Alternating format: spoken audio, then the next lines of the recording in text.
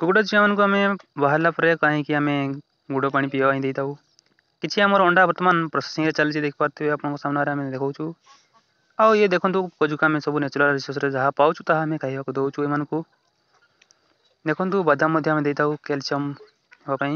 ଜୟ ଜଗନ୍ନାଥ ଦର୍ଶକ ବନ୍ଧୁ, ଆପଣମାନଙ୍କୁ ପୁଣି ଥରେ ସ୍ୱାଗତ କରୁଛୁ ଆମର ଏଇ ଚ୍ୟାନେଲରେ। ତ ଦର୍ଶକ ବନ୍ଧୁ, ଆଜି ଆମେ କଥା ହେବା କି ଆମ ଫାର୍ମରେ ଟୋଟାଲି କେତୋଟି କୁକୁଡ଼ା ଚିଆଁ ଅଛନ୍ତି ଏବଂ ଟୋଟାଲି ଆମର ନୂଆ କେତୋଟି ଅଛନ୍ତି।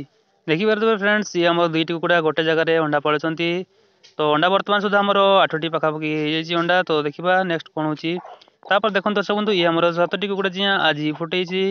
ଦେଖିପାରୁଥିବେ 3ଟି ଆମର ବ୍ଲାକ୍ ଅଛନ୍ତି ଏବଂ 4ଟି ଆମର ହ୍ୱାଇଟ୍ ଅଛନ୍ତି। ତ ଟୋଟାଲି ଆମର 7ଟି ଅଣ୍ଡାରୁ ଚିଆଁ କରିଛି ଏବଂ କିଛି ଅଣ୍ଡା ଆମର ନଷ୍ଟ ମଧ୍ୟ ହେଇଯାଇଛି। ଦେଖିପାରୁଥିବେ ଆପଣ ଏଇ ଧାଡ଼ିରେ ଟୋଟାଲି ଆମର 11ଟି ଅଣ୍ଡା ଥିଲା ଅଣ୍ଡାରୁ, ସେଥିମଧ୍ୟରୁ 7ଟି ଫୁଟେଇଛି ଏବଂ 4ଟି ଆମର ନଷ୍ଟ ହେଇଯାଇଛି। ତ ଏତେ ସାରା ଥଣ୍ଡା ଦିନରେ ଗରମ କରିପାରିଲାନି, ସେଥିପାଇଁ ନଷ୍ଟ ହେଇଯାଇଛି।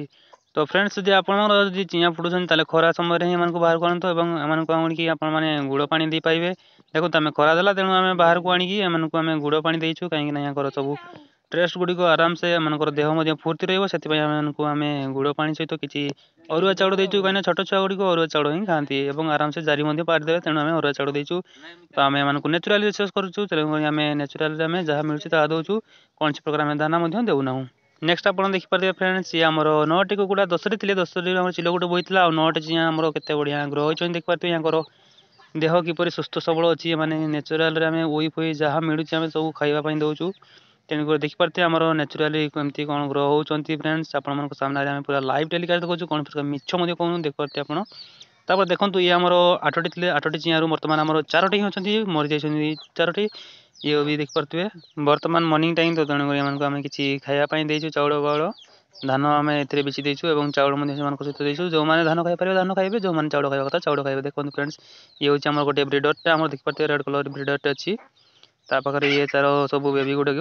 ଇଏ ଦେଖନ୍ତୁ ଆମ ନ୍ୟାଚୁରାଲ ରିସୋର୍ସରେ ଆମେ ଯେଉଁ ପୋକ ପାଇଛୁ, ତ ପୋକ ମଧ୍ୟ ଖାଇବାକୁ ଦେଉଛୁ। ଦେଖନ୍ତୁ ପୋକ କିପରି ଖାଇବେ ଆପଣଙ୍କୁ ଦେଖେଇବୁ ଆମେ ଲାଇଭ୍ରେ। ଆପଣମାନେ ଦେଖନ୍ତୁ ଏ ପୋକ ଖାଇବା ଆପଣ ଲାଇଭ୍ ଏବଂ ଆ ପାଇଁ ବର୍ତ୍ତମାନ ଆମର ହିସାବଟି ଦେଖେଇଦେବୁ ଆପଣଙ୍କୁ। ତ ଆମେ ଯେତେବେଳେ ନୂଆ ଫାର୍ମ ଓପନ୍ କଲୁ, ସେତେବେଳେ ଆମର ପାଖରେ ଟୋଟାଲି 47ଟି ଆମର କୁକୁଡ଼ା ଚିଆଁ ଆମେ ଇନଭେଷ୍ଟ କରିଥିଲୁ। ସେଥିମଧ୍ୟରୁ ଆମର 9ଟି କୁକୁଡ଼ା ଚିଆଁ ବର୍ତ୍ତମାନ ସୁଦ୍ଧା ଆମେ ବିକିଛୁ ଏଇ 3-4 ମାସ ମଧ୍ୟରେ ଏବଂ ସେଥିରୁ ଆମର 3ଟି କୁକୁଡ଼ା ଚିଆଁ ଆମର ମର୍ଟାଲିଟି ହେଇଯାଇଥିଲେ। ତାପରେ ଦେଖନ୍ତୁ ଆମର ନୂଆ ବେବି ଆମର ଟୋଟାଲି ଆମର ବର୍ତ୍ତମାନ ସୁଦ୍ଧା ଆମର କେତେଟି ହେଇଛନ୍ତି ନା, ନୂଆ ବେବି ଗୋଟେ ଧାଡ଼ିରେ ଆମର ଅଛି 9ଟି, ଆଉ ଗୋଟେରେ ଅଛି ଆମର 4ଟି, ଆଉ ଗୋଟେରେ ଅଛି ଆମର 2ଟି ଏବଂ ବର୍ତ୍ତମାନ ସୁଦ୍ଧା ଆମର ଆଉ ଗୋଟେ ଯେଉଁଟା ନୂଆ ଆପଣମାନେ ପ୍ରଥମେ ଦେଖିଲେ ସେଇଠି ଆମର ଅଛି ଟୋଟାଲି 7ଟି। ତ ଟୋଟାଲି ଆମେ ଯଦି ହିସାବ କରିବାକୁ ଗଲେ ଆମର ଟୋଟାଲି ବର୍ତ୍ତମାନ ହେଉଛି 57ଟି ହେବ କୁକୁଡ଼ା ଚିଆଁ। ଏବଂ ଯଦି ଆମର 2ଟି ଯଦି ଯେଉଁଟା ଆମର 2ଟା କୁକୁଡ଼ା ଆମର ଯେଉଁ ଅଣ୍ଡା ପାଳୁଛନ୍ତି, ତ ସେମାନେ ଯଦି 5-5ଟି ଯଦି ଦେଲେ ତାହେଲେ ଆମର ଟୋଟାଲି ଆମର 10ଟି ହେବେ। ତ 10ଟି ହେଲେ ଆମର 67 ଟୋଟାଲି ଆମର କୁକୁଡ଼ା ଚିଆଁ ଆମ ପାଖରେ ବର୍ତ୍ତମାନ ସୁଦ୍ଧା ଆମର ଆଭେଲେବଲ୍ ଅଛନ୍ତି ବୋଲି ଆମେ ଆଶା କରିବା। କାହିଁକିନା ଆମର ଦେଖନ୍ତୁ ଅଣ୍ଡା ପାଳୁଛନ୍ତି, ସେମାନେ ତ ନିହାତି ଭାବରେ ଆମର କୁକୁଡ଼ା ଚିଆଁ ଆସିବେ। ତ ଟୋଟାଲି ଆମେ 67ଟି ଆମର କୁକୁଡ଼ା ଚିଆଁ ଅଛନ୍ତି। ଏବଂ ପାରା ଦେଖନ୍ତୁ, ପାରା ଇଏ ଆମର କିଛି ଆମର ଗୋଟେ ପାରା ଆମର ଟୋଟାଲି 10ରେ ଥିଲେ, 10ଟି ମଧ୍ୟରୁ ଆପଣଙ୍କୁ ଆମେ ଜଣାଇ ଦେଇଥିଲୁ କି 2ଟି ଚିଆଁ ଆମର ହେଇଥିଲେ ପାରା ଛୁଆ। ତାପରେ ଇଏ ଦେଖନ୍ତୁ ଆଉ ଗୋଟିଏ ଆମର 2ଟି ଅଣ୍ଡା ପାଳିଛି। ତ ଏହାର ବି ଆପଣମାନେ 18 ଦିନ ପରେ ଆମର ଇଏ 10 ଦିନ ହେଇଛି, ଆଉ 8 ଦିନ ପରେ ଆପଣମାନେ ଏହାର ମଧ୍ୟ ଦେଖିପାରିବେ ପାରା ଛୁଆ ଗୁଡ଼ିକ।